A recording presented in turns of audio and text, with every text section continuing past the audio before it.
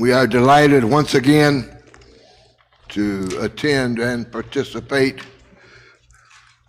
in our annual Arizona lectureship. This being our 38th, it means one thing, that many of us have grown old together. And I know I have. I missed the first 4, but I didn't miss anything after that. So I've been here a long time. As a matter of fact, many of us have been here for a long time, and we're still here. And I'm thankful to be in your presence and to stand before you. Thank you, Brother Crosby. You just made it hard for me. And I don't care what anybody says. I've been doing this long enough to know that this 27 minutes, 25 minutes, is the fastest half hour of any time. Day, week, nothing goes faster than this. So let me do what must be. I'm not here to out-preach anybody. I don't have that much talent. I'm not that good. All I can do is what God enables me to do. And that's why I'm here. And I thank God for the privilege, for the blessing, and for the power that he gives me physically, mentally, and emotionally to stand and preach the whole counsel of God. I believe that every preacher who is worth his preach ought to preach so that his audience feels what he feels and understands what he has come to understand. So I'm not here to hurt anybody. Don't want to cause any stress or bring any distress.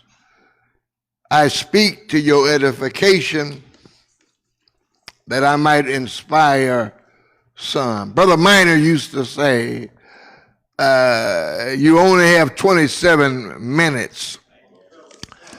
So the best advice I can give you is do the good part first. Do the good part first so you won't miss anything. I've come to believe that. I really have. So I'm going to do my best to finish my course in the next 24 minutes. Yes, I watched the clock.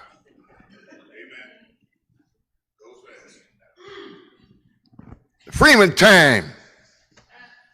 I heard Brother Thompson say that all the time. He used to say it all the time. Freeman time. They used to say that in Midland at the West Texas lectureship.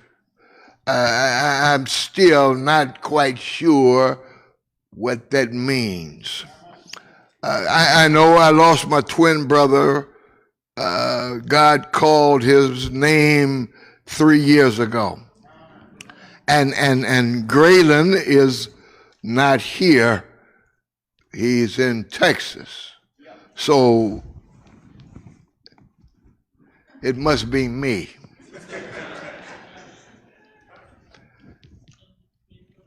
Brother Walker said, here's your topic. This is your text. Preach it. Teach it. Help us to understand it. And that's your call for today, Brother Walker. I'm going to honor that at this moment. Here's my lesson.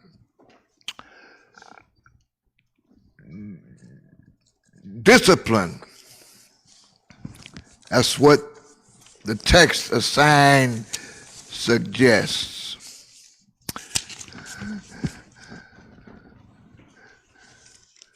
Discipline and wisdom. A child left to himself.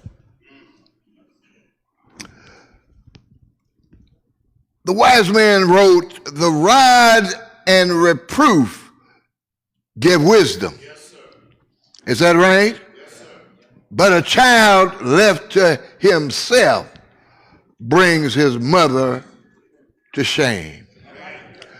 When I opened that email last month and I got this assignment, there were tears in my eyes. I thought about a number of things which I'm going to share with you in the next few moments. But I realized there was that time I brought my mother to shame. Look at the child that's left to himself. That is, without reproof, and that grave advice which gives wisdom. The original term applied to the unbridled impetuosity of a child. The child, if not held by the bit and by the bridle of education, home education and spiritual education, is left to his own mind, his own impetuosity, what he does, what he feels he should do. And I did it. It happened twice. Don't play with matches. That's what my mother used to say. Don't play with matches. Period. But you know what I did? I did. I was playing with matches. And what I think about the most now is that here I am, I think I'm eight years old.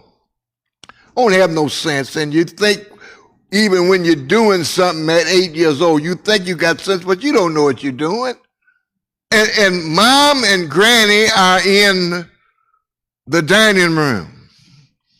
Me and Greg are in the living room.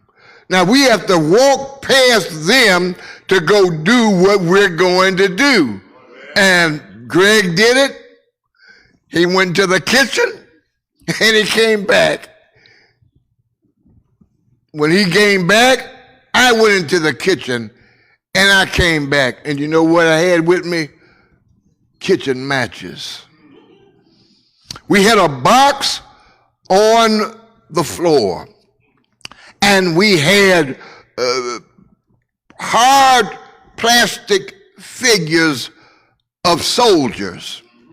And we didn't want them anymore. You couldn't pose them. They would just stand there. Didn't want to play with them anymore. But we had some matches. And we put one at a time in the box, struck a match, and put it on the man. And I don't know if we had just seen The House of Wax with Vincent Price or what. I don't know what it was. I don't remember. But we were burning those plastic figures. And, nothing strikes like a kitchen match. And when it strikes, it sparks, and there's the smell of sulfur in there. You're striking matches. And you got to smell it. You're standing right there.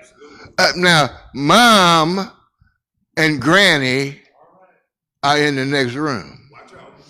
And when we struck that box, Greg got up, went back in the kitchen, got another book.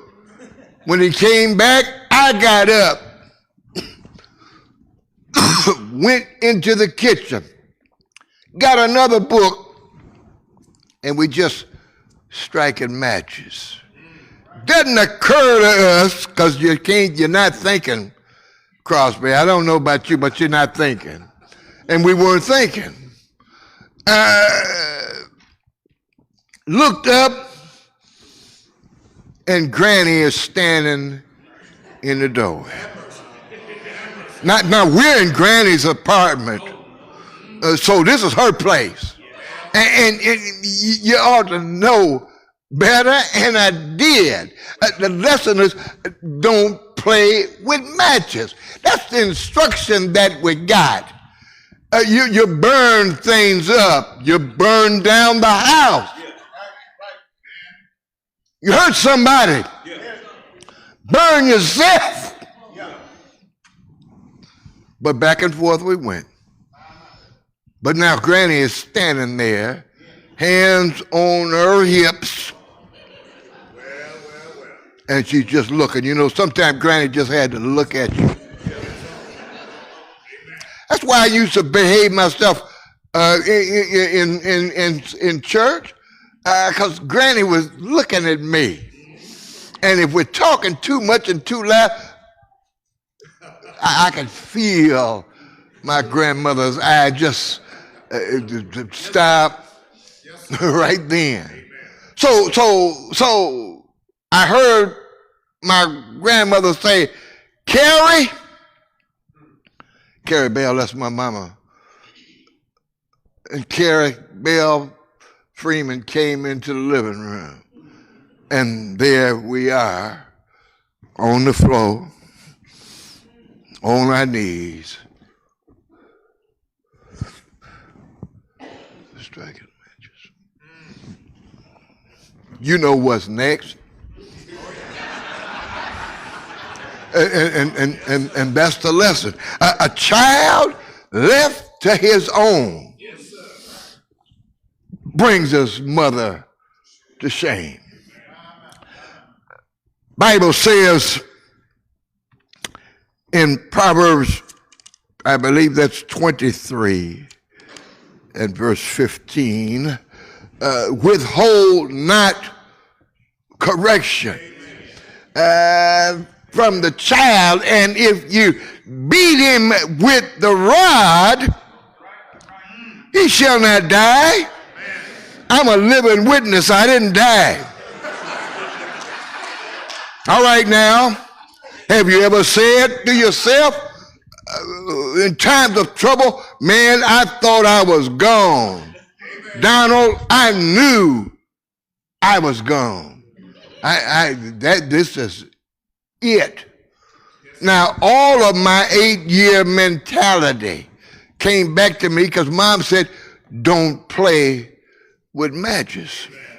And she did not withhold the rod.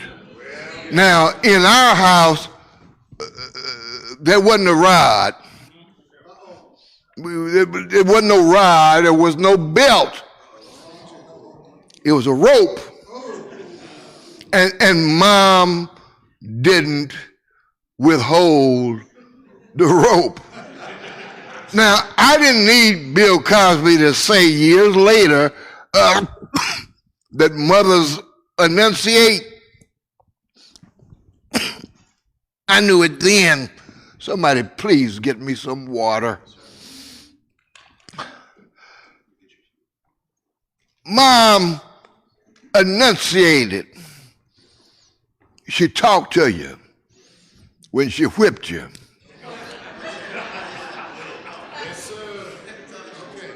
And with every word, there was a swing.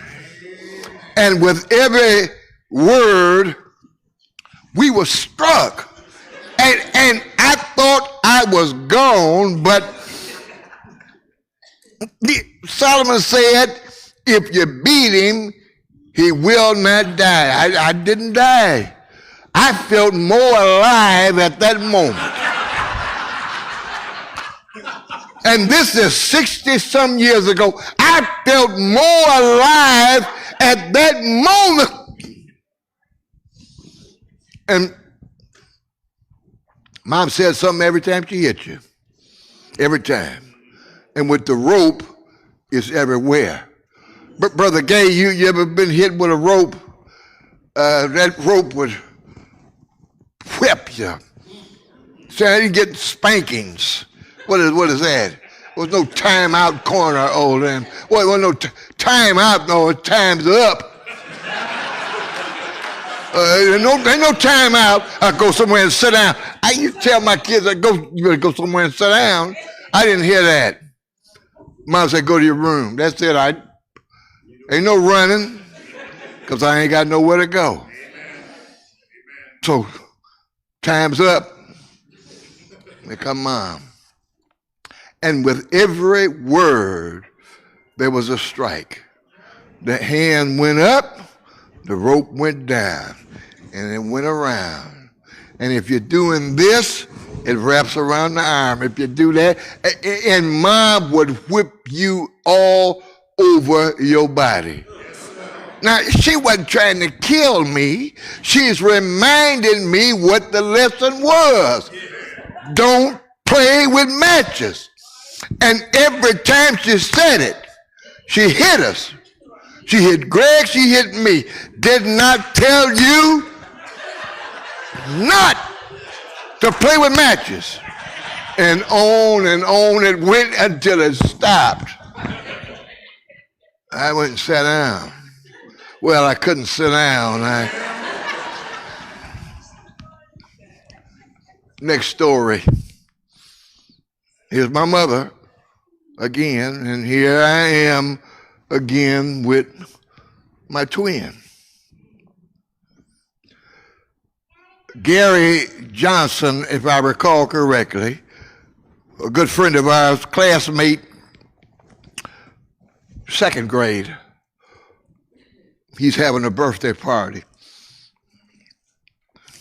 Mom, can we go to Gary's birthday party? No.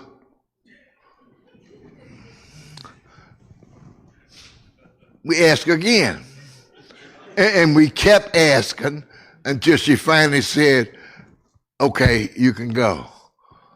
I will take you, I will drop you off, and I will come and pick you up. Don't leave until I get there. Now, that's the lesson. Now, Brother Walter said, wasn't that, Mama told me not to come party. It wasn't that kind of party. I mean, we're 8 years old.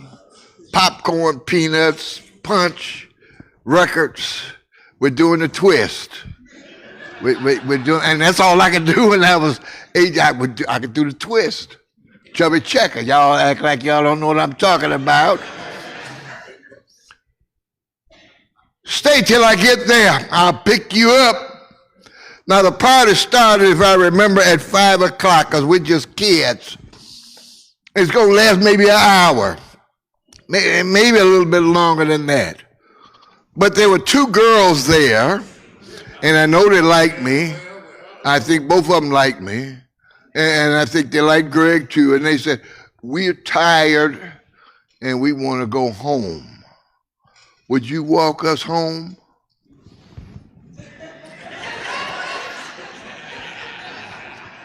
I'm 8 years old, Austin, and this girl wants me to walk her and her sister home. Yeah, I'll walk you home. Got up, walked out the door, me and Greg and the 2 girls. I can't remember them girls' names. Walked out the door, took them home. I said, which way you going? We're going this way. And so we went that way, and we just walking and laughing and talking and just having a good time. Mom said, wait till I get there, and I will bring you home. We just walking and talking. Took them home. Starting to get dark now. Now, this is Detroit. And this is 1962, 63. I don't know enough to be scared, but I know it's getting dark, and I ought to be home, but I'm not. So I said, come on, Greg, we better get back to Gary's house. I didn't know where Gary's house was again. I couldn't find my way back to his house. I'm trying, but we got to go home. So we walking and talking, and we looking, and all I want to see is that big brown stone apartment building, 2744 Gladstone. That's all I want to see. And we walking and walking and walking, and we don't see it. We must have made a wrong turn somewhere. Mom said, wait till I get there. I will pick you up and bring you home. Well, we walked and we walked and we walked. And didn't nothing look right, nothing felt right. And I think I looked at Greg or he looked at me and somebody said, man, we in trouble. I said, I really do believe that we lost. And I said, well, we better keep going anyway. And so we did. And so we walked another block and another block. And so this ain't right, just turn around. Ain't got the sense enough to look at the street signs. It's not the fact that we couldn't read it, but that wasn't going to help us east, west, north, south. Where we at? I'm looking for the building. All right? Mom said, wait till I get there. I will pick you up and I will bring you home. That's what my mama said. All right? I guess Mom came and we wasn't there. So we walked, and we walked, and we walked. And then I saw it. Greg said, we home, let's go. So we sped up a little bit. You know, now we're in a little trot now. And we got up to the building, pulled open the front door, walked in the lobby. Now, Mom didn't want us in that elevator by herself, but I got to get up there, so we pushed the button and elevator opened up. We went in there up to the third floor. Started walking down the hall. I hear something. And I don't hear just something. I hear somebody. I hear my mother, and she's crying. I get closer to the door, and I'm looking for my mother.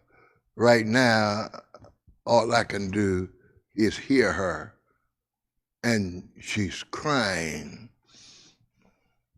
And when we get right there at the door, I look up, and this is the tallest policeman I ever saw in my life. He's standing there talking to my mother, trying to calm her down. And there's another policeman there. He turns towards us and looks outside at us. And then he said, Mrs. Freeman, your two sons, did they have on striped shirts? Did they have on black pants?